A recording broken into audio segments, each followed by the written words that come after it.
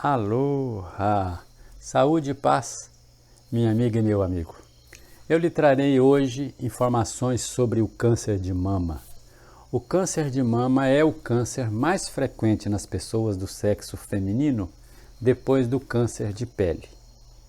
Como é feita a descoberta do câncer de mama? Nós precisamos aqui dividir as mulheres em dois grandes grupos. Naquelas que ainda menstruam, os dois melhores métodos para se detectar precocemente, o mais cedo possível, um câncer de mama é o autoexame. A pessoa deve procurar um pequeno carocinho na mama na semana seguinte à menstruação e complementar o estudo sempre que houver alguma dúvida com o ultrassom. E o outro grande grupo é constituído por aquelas mulheres que já não menstruam mais, que já estão no pós-menopausa, que estão no climatério. Nestas mulheres, a mamografia é um exame espetacular, porque a mama já tem muito tecido gorduroso e é muito fácil nós detectarmos a mamografia, tanto um pequeno nódulo quanto as microcalcificações agrupadas que também sugerem câncer. Qual é a conduta diante de um nódulo suspeito?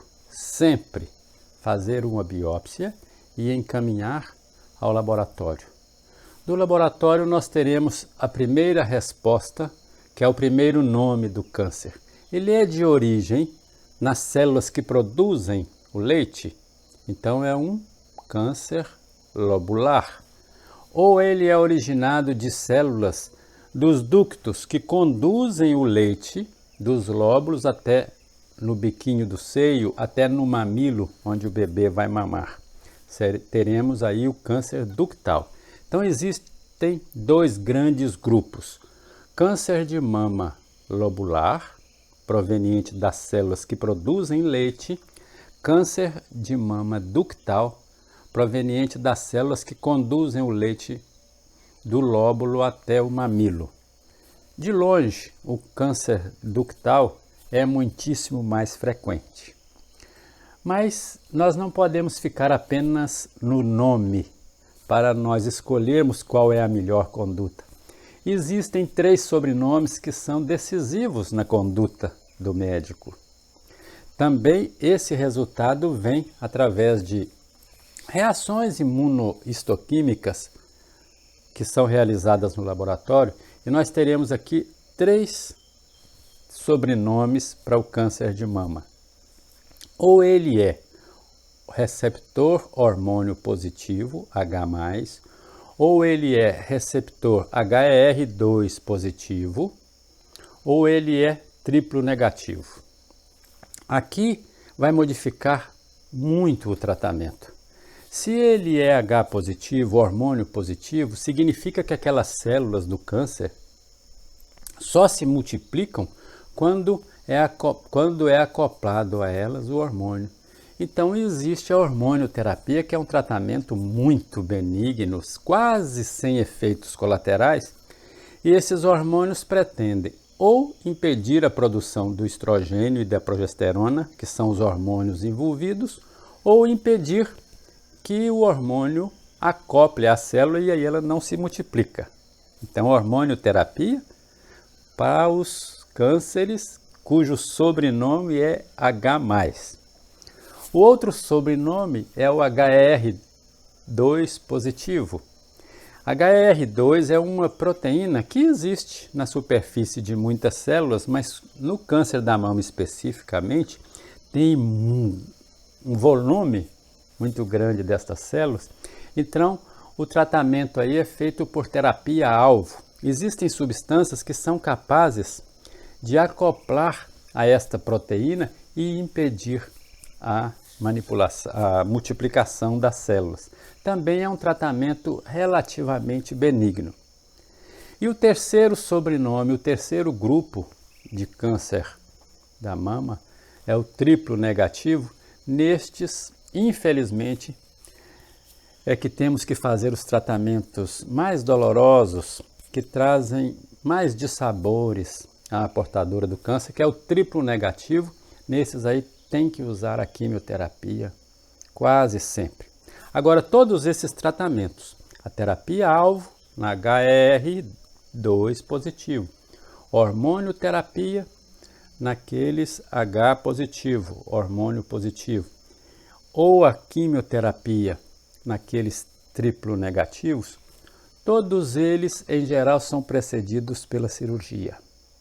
É claro que a radioterapia também tem o seu lugar, mas é escolhido sob um ponto de vista muito técnico. Não faz sentido trazê-lo à discussão neste canal que pretende informações para o público leigo. Aqui outra vez é preciso esclarecer a diferença entre detecção precoce e prevenção. A detecção precoce é muitíssimo importante e é muitíssimo bem-vinda. Todo câncer, quando descoberto no início, o tratamento é muito mais fácil. É fácil nós imaginarmos, você tem uma horta ou um jardim. Se você descobre uma erva daninha no princípio, é fácil você eliminar aquela erva daninha sem trazer prejuízo para o jardim ou para a horta. Então a detecção precoce é muito importante, mas não é prevenção. E a detecção precoce do câncer de mama, ela é extremamente eficaz e adequada após a menopausa, porque como eu já lhes disse, a mama é substituída por tecido gorduroso e fica fácil captar na imagem tanto um nódulo, mesmo bem pequenininho, quanto as microcalcificações agrupadas que também estão relacionadas ao câncer. Na mulher antes da menopausa, as coisas se complicam muito. É bem mais difícil nós detectarmos um tumorzinho pequenininho, porque a mamografia não enxerga muito bem pequenos nódulos, assim como não enxerga praticamente nunca as microcalcificações agrupadas. Então, nas mulheres mais jovens, nós precisamos nos contentar com o autoexame mensal, na semana seguinte à menstruação e a ajuda do ultrassom. E quanto à prevenção propriamente dita? A prevenção do câncer de mama se sustenta sobre 4 pilares. O primeiro fator de risco a ser evitado, inquestionável, é o alcoolismo. O alcoolismo está diretamente ligado aos casos de câncer de mama. O segundo fator de risco, também inquestionável, é a obesidade. As pessoas obesas estão muito mais sujeitas ao câncer de mama do que aquelas que estão dentro do peso normal. O terceiro fator de risco está relacionado à alimentação. A nossa alimentação no mundo ocidental contribuiu muito para a explosão do câncer de mama no nosso meio, enquanto que lá no Japão, por exemplo, o câncer de mama não é tão frequente quanto no nosso meio, devido à diferença principalmente na alimentação.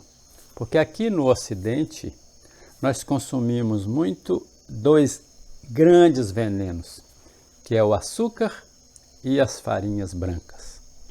O açúcar e as farinhas brancas têm uma absorção muito rápida, têm picos de insulina. Esses picos de insulina trazem junto picos de um hormônio IGF, que são ambos estimulantes para as células cancerosas. Então a célula do câncer adora açúcar. Quem não quer ter câncer, não dá o alimento preferido para elas.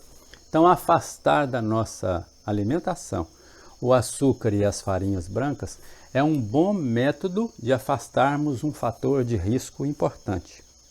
E ainda na alimentação, os óleos refinados, seja soja, milho, girassol, todos eles, assim como a margarina, são muito desequilibrados em termos das gorduras que os constituem. Estou falando sobre ômega 6 e ômega 3. Todos os óleos refinados e a margarina têm muito ômega 6 e pouquíssimo ômega 3. Ômega 6 contribui para a inflamação e ômega 3 apaga o fogo da inflamação. Ambos são necessários, mas é preciso que estejam em equilíbrio. E, infelizmente, tanto esses óleos refinados que nós fomos estimulados a usar nos últimos anos, quanto a margarina, tem muitíssimo mais ômega 6. E o ômega 6 favorece processos inflamatórios e as células cancerosas utilizam de processo inflamatório para se multiplicarem mais velozmente. O quarto fator de risco já é bem mais sutil. Aquelas pessoas que lidam melhor com as suas perdas, é claro que você, eu e todos nós enfrentamos perdas ao longo da vida, não são poucas. Temos muitos ganhos, mas também temos muitas perdas. Aquelas pessoas que são capazes de gerir melhor as suas emoções, de lidar melhor com as suas perdas, têm o fator de risco para câncer de mama muito reduzido. Portanto, é fundamental que, diante de situações de perda com as quais nós estamos tendo dificuldade de lidar, nós procurarmos ajuda. E a hereditariedade? Habitualmente nós ouvimos que o fator hereditário ou familiar é muitíssimo importante no câncer de mama e isso não procede. Todos os estudos têm demonstrado que o fator hereditário ou familiar no câncer de mama é responsável apenas por 10% dos diagnósticos. Portanto, é um mito que o câncer de mama é essencialmente hereditário. Claro que não vamos deixar de valorizar esses 10%, mas 90% das causas de câncer de mama são resultantes de hábitos e, portanto, são passíveis de modificação. Eu não posso terminar este vídeo sem fazer uma explicação sucinta de como é que ocorre o câncer no nosso corpo. Esses mecanismos que eu vou citar aqui superficialmente são válidos para todos os tipos de câncer. Nosso corpo tem célula. A célula está para o corpo assim como o tijolo está para a parede, grosso modo, porque a célula é viva. Nosso corpo tem aproximadamente 70, 80 trilhões de células. As células têm um padrão. Elas vêm, exercem a sua função e morrem sendo substituídas por células novas. Isso acontece em praticamente todo o corpo. As nossas células vivem pouco para o nosso organismo ser renovado e viver muito. A célula, ela adquire a sua energia através da glicose e do lipídio, que são os nutrientes principais, quando são oxidados. Nós somos seres aeróbicos, respiramos, damos oxigênio para as células. A célula pega esse oxigênio e, por um processo chamado oxidação, oxida a glicose e o lipídio e extrai daí energia e subproduto água e gás carbônico, que não tem problema. Esse processo é quase perfeito, mas sempre gera um pouquinho de radicais livres. Radicais livres são um veneno, é um perigo, mas o nosso corpo é extraordinário. Nós somos criados à imagem e semelhança de Deus. Então, o nosso corpo tem mecanismos sensacionais. Produzir o radical livre, ele produz antioxidante naturalmente, e o antioxidante impede que os radicais livres prejudiquem a nossa célula. Mas, por comportamentos, por hábitos inadequados em nós, algumas vezes existe mais radical livre do que antioxidante. Esse radical livre, em excesso, vai ao núcleo da nossa célula, onde tem o DNA. DNA é o livrinho de receita da vida. Ele tem muitas páginas que nós chamamos gen.